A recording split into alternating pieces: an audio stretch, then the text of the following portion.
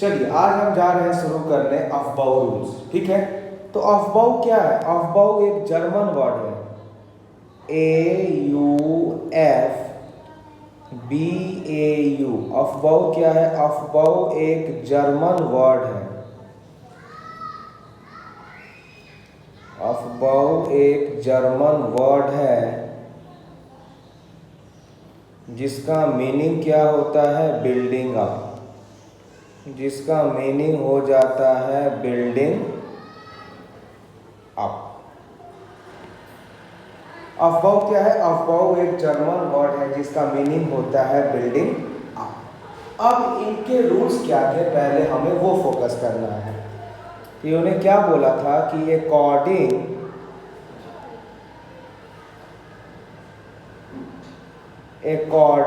To Aufbau rule, according to Aufbau rule, electrons are filled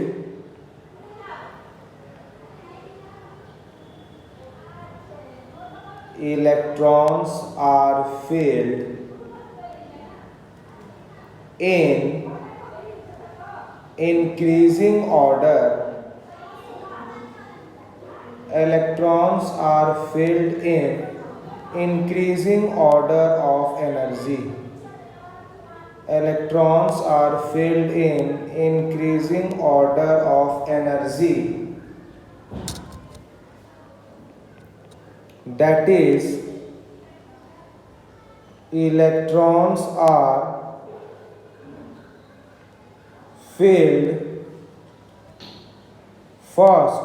That is, electrons are filled first in those orbitals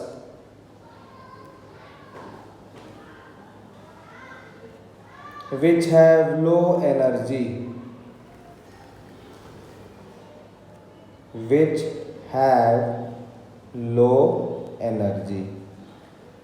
जिनका energy सबसे कम है उनमें सबसे पहले electron जाएगा। उसके बाद जैसे जैसे एनर्जी बढ़ते जाएगी वैसे वैसे हम इलेक्ट्रॉन्स उसमें एंट्री करेंगे। मतलब अगर मान लो मेरे पास अगर 2 एनर्जी लेवल है और मेरे पास इलेक्ट्रॉन्स है, तो सबसे पहले कहाँ जाएगी? जहाँ एनर्जी कम है। उसके बाद जाएगी जहाँ एनर्जी ज़्यादा है। अब मेरा बात ये आता है कि ये तो कोई फोर्स तो है नहीं कि हम एनर्जी देखने के लिए जूल्स का वैल्यू देख लिए, तो एनर्जी का वैल्यू हम कैसे निकालेंगे? हमारा ये क्वेश्चन है। तो क्या होगा, हम एनर्जी का वैल्यू कैसे निकालेंगे, ये हमारा क्वेश्चन है। तो हम क्या बोल रहे हैं कि जो ऑर्डर ऑफ एनर्जी है, order of energy of orbital, order of energy of orbital is decided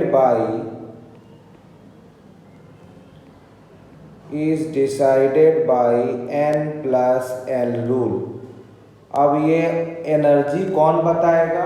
हम एनर्जी को निकालेंगे n plus L rule follow करके। ठीक है, चलिए अब हमें ये समझना है कि जो n plus L रूल है वो किसके लिए एप्लीकेबल है, क्योंकि हमारे पास जो एलिमेंट्स होते हैं वो होते हैं 2 तरह के। एक होता है सिंगल इलेक्ट्रॉन सिस्टम जैसे हाइड्रोजन, और बाकी सब होते हैं मल्टीपल इलेक्ट्रॉन सिस्टम। तो अगर हम बात करते हैं कि n plus rule,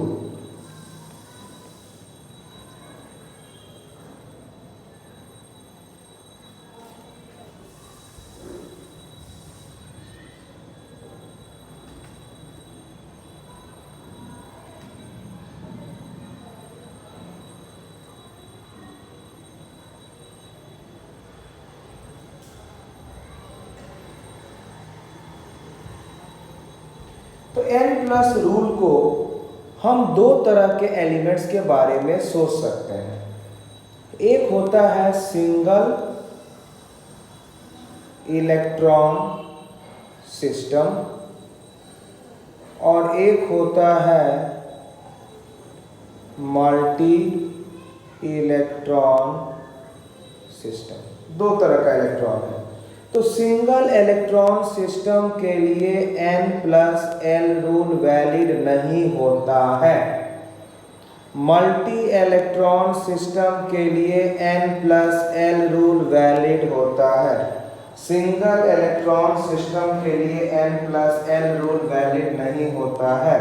multi electron system के लिए n+l रूल एप्लीकेबल होता है। तो हमारा ये क्वेश्चन आएगा, तो सर सिंगल इलेक्ट्रॉन सिस्टम के लिए हम क्या फॉलो करेंगे? इसके लिए केवल हम n का वैल्यू देखते हैं। सिंगल इलेक्ट्रॉन सिस्टम के लिए हम केवल n का वैल्यू देखते हैं, लेकिन मल्टीपल इलेक्ट्रॉन जैसे कि आपका carbon, nitrogen, helium, phosphorus, silicon, इसके लिए हम n+l का वैल्यू देखेंगे अगर हमें एनर्जी की ऑर्डर निकालना है। समझ में आ गया?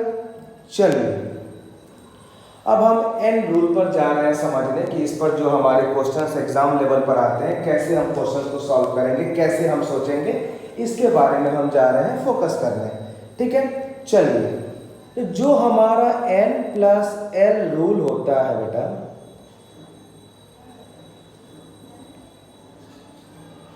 इसको हम दो पार्ट में डिवाइड करते हैं। इसको हम दो पार्ट में डिवाइड करते हैं। जैसे मान लीजिए हमने अगर 2 एलिमेंट्स ले लिया, तो अगर मान लो कि अगर हमारा n+l रूल के अनुसार दोनों इलेक्ट्रॉन का अगर n+l वैल्यू डिफरेंट है, पहला केस ये हो सकता है, और दूसरा केस क्या होगा कि जो मेरा n+l वैल्यू है, हो सके ये दोनों इलेक्ट्रॉन के लिए सेम हो, तब क्या करेंगे? यही दो केस पढ़ना है। पहला केस क्या पढ़ना है कि when n+l value is different, अगर डिफरेंट है तो डेफिनेटली जिनका छोटा वैल्यू आएगा पहले उसी में इलेक्ट्रॉन जाएगा, जिसका बड़ा वैल्यू आएगा उसमें बाद में जाएगा। लेकिन अगर दोनों सेम हो गया तब क्या करेंगे? दोनों सेम हो गया तब क्या करेंगे? Is very important concept for those who are preparing for JEE and NET। चलिए हम पहला बात करते हैं जब हमारा n+l वैल्यू डिफरेंट है। हम फर्स्ट केस पता करते हैं कि if n+l value is different,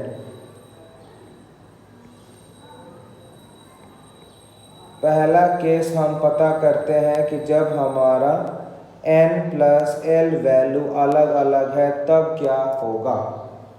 तब क्या होगा? तो वही बात है कि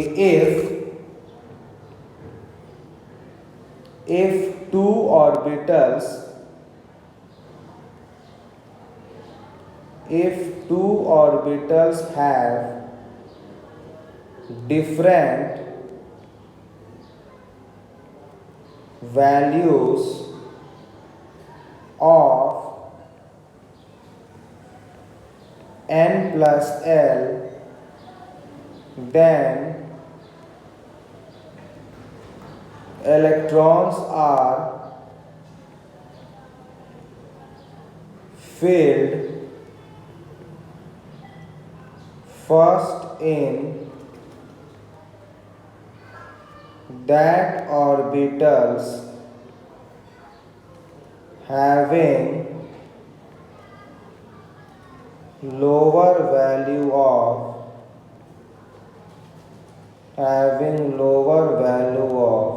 n+l। ठीक है, जैसे मान लीजिए मैं आपको कुछ एग्जांपल्स के थ्रू एक्सप्लेन करता हूँ। ठीक है, देखो जैसे मान लो ये मेरा पहला एग्जांपल है, मेरे पास एक 1s है और मेरे पास एक 2s है।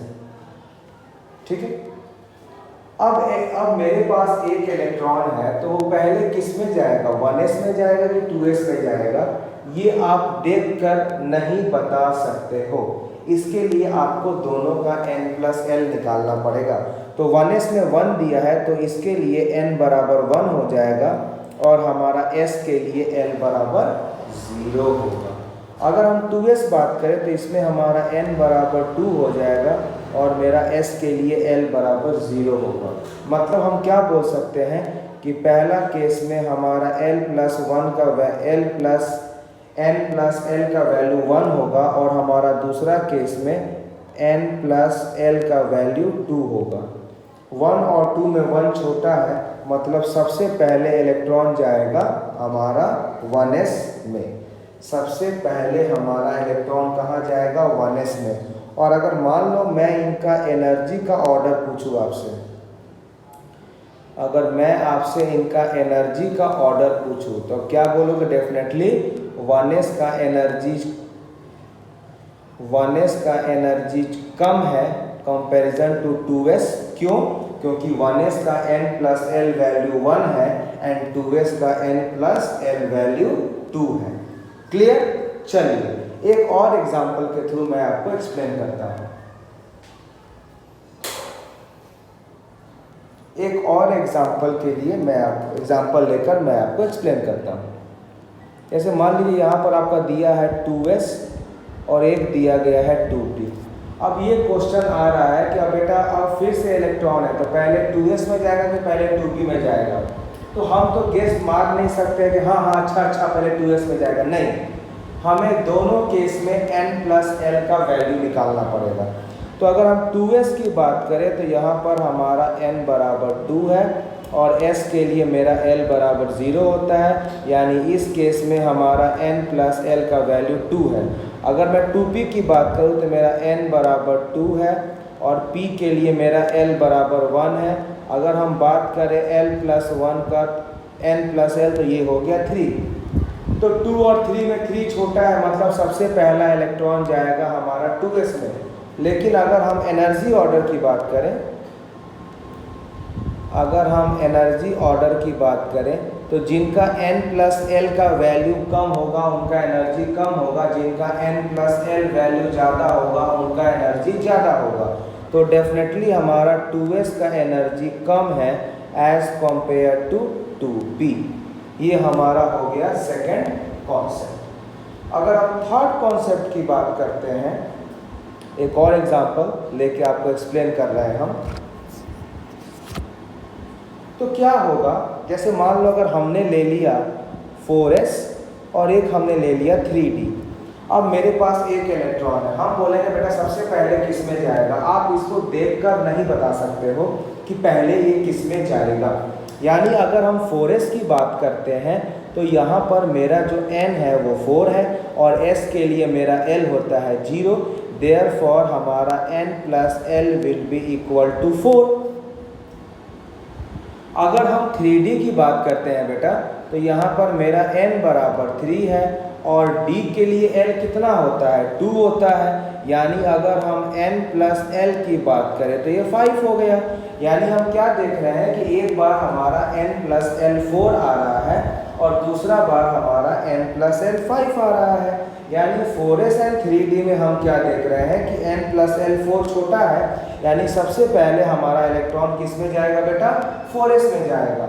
और अगर हम एनर्जी की बात करते हैं कि इसका एनर्जी ऑर्डर क्या होगा, तो जिनका n प्लस l का वैल्यू छोटा होगा उसका एनर्जी छोटा है और जिनका n प्लस l वैल्यू ज़्यादा होगा उनका एनर्जी ज़्यादा होगा। यानी 4s का कम होगा एंड 3d का ज़्यादा होगा। यानी इस तरह से आप लोग ने समझ गया कि अगर n प्लस l का वैल्यू अलग अलग है, डिफरेंट है, तो हमें सबसे पहले इलेक्ट्रॉन किस में डालना है ये हम समझेंगे with the help of n plus l rule के अनुसार। क्लियर? चलिए दूसरा केस में आता हूं।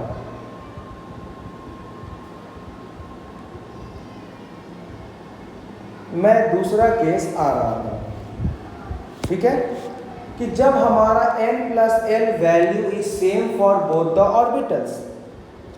यानी जब हमारा n plus l is same, दोनों ऑर्बिटल्स में जब हमारा n प्लस l का वैल्यू सेम हो जाएगा, फिर हम क्या करेंगे? किस में इलेक्ट्रॉन पहले जाएगा, किस में बाद में जाएगा? एक इलेक्ट्रॉन दो ऑर्बिटल में एक साथ नहीं जा सकता है। किसी एक में ही जाएगा। तो ये आप कैसे डिसाइड करोगे? चलो हम देखते हैं। हम क्या बोल रहे हैं कि if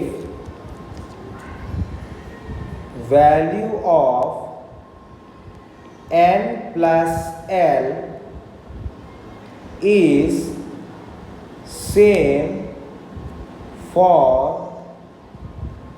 two different orbitals, is same for two different orbitals, then electron are filled first, then electron are filled first in that orbital having lower value of n। यानी अगर n प्लस l सेम हो जाता है तो फिर हम केवल small n का वैल्यू देखेंगे। जिनका छोटा होगा वैल्यू उनमें इलेक्ट्रॉन जाएगा, जिनमें बड़ा होगा उसमें इलेक्ट्रॉन बाद में जाएगा। जैसे अगर मान लो मैंने एक एग्जाम्पल लिया, इधर क्या ले लिया, 2p and 3s। मेरा ये क्वेश्चन है कि अब मेरे पास एक इलेक्ट्रॉन है तो सबसे पहले किस में जाएगा? आपको सबसे पहला काम क्या है, n प्लस l रूल निकालना है। तो 2p के लिए n बराबर 2 हो जाएगा और मेरा p के लिए l बराबर 1 हो जाएगा, मतलब मेरा n प्लस l बराबर क्या हो जाएगा, 3। अगर हम 3s की बात करें तो मेरा n बराबर 3 हो जाएगा, मेरा s के लिए l बराबर 0 हो जाएगा। तो इस केस में मेरा n प्लस l बराबर हो गया 3। अब आप क्या देख रहे हो कि हमारा दोनों केस में n प्लस l 3 आ गया। तो इस केस में फिर हम क्या करेंगे, हम n का वैल्यू देखेंगे, सिर्फ n का वैल्यू देखेंगे। तो पहला केस में हमारा n बराबर 2 है और दूसरा केस में हमारा n बराबर 3 है। यानी 2 और 3 में 2 छोटा है तो सबसे पहले इलेक्ट्रॉन जाएगा 2p में, बाद में जाएगा 3s में। अगर हम इसकी एनर्जी की बात करें, मैं अगर इसका एनर्जी ऑर्डर का बात करूं तो जिसमें इलेक्ट्रॉन पहले जाएगा वो एनर्जी कम है, जिसमें इलेक्ट्रॉन बाद में जाएगा वो एनर्जी ज़्यादा है। तो एनर्जी का ऑर्डर क्या हो जाएगा, जो मेरा 2p है वो छोटा है as compare to 3s। Clear? चलिए एक और एग्जांपल लेके आपको हम एक्सप्लेन करते हैं।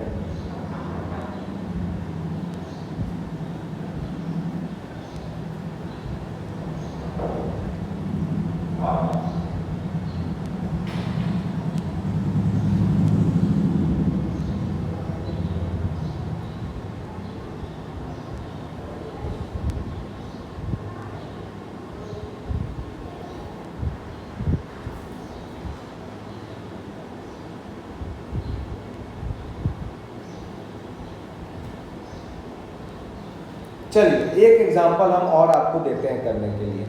मान लीजिए हमने दे दिया आपको 4p, हमने आपको दे दिया 3d, हमने आपको दे दिया 5s। हम बोले बेटा इलेक्ट्रॉन किस में जाएगा, हम आपसे ये बोल रहे हैं कि इसका एनर्जी का ऑर्डर क्या होगा, कुछ भी पूछ सकते हैं। सबसे पहले तो आपको n प्लस l निकालना है। 4p के लिए मेरा n बराबर 4 और p के लिए हमारा l बराबर 1, यानी यहाँ पर n प्लस l बराबर 4 प्लस 1 5 हो गया। 3d के लिए मेरा n बराबर 3 और d के लिए मेरा n बराबर l बराबर 2, दोनों को जोड़ो n प्लस l बराबर हमारा हो गया 5। 5s के लिए मेरा n बराबर 5 एंड s के लिए मेरा l बराबर 0, दोनों को जोड़ दोगे तो मेरा n प्लस l हो जाएगा 5। अब आप क्या देख रहे हो कि तीनों में हमारा n प्लस l बराबर है। अब हम क्या करेंगे, सबका हम n का वैल्यू देखेंगे। अगर हम 4p की बात करें तो मेरा n बराबर 4 है, 3d की बात करें तो मेरा n बराबर 3 है और 5s की बात करें तो मेरा n बराबर 5 है। यानी सबसे पहला हमारा इलेक्ट्रॉन जाएगा 3d में, फिर जाएगा 4p, तब जाएगा 5p में। तो अगर हम बात करें बेटा कि इसका एनर्जी का ऑर्डर क्या होगा, तो जिसमें इलेक्ट्रॉन पहले जाएगा उसका एनर्जी कम है, यानी सबसे कम एनर्जी हो जाएगा 3d का, उससे ज़्यादा होगा 4p का, और उससे ज़्यादा होगा 5s का। ये हमारा क्या हो गया बेटा, एनर्जी का ऑर्डर हो गया। क्लियर है? तो ये सब क्वेश्चंस कुछ यूनिक हैं जो आपके एनर्जी के ऑर्डर में अरेंज करने को पूछ सकते हैं। क्लियर है? तो इस तरह से आप क्वेश्चन को सॉल्व करोगे। चलिए अब हम नेक्स्ट जा रहे हैं पढ़ने मेमोरी मैप, कैसे हम इलेक्ट्रॉनिक कॉन्फ़िगरेशन को लिखेंगे।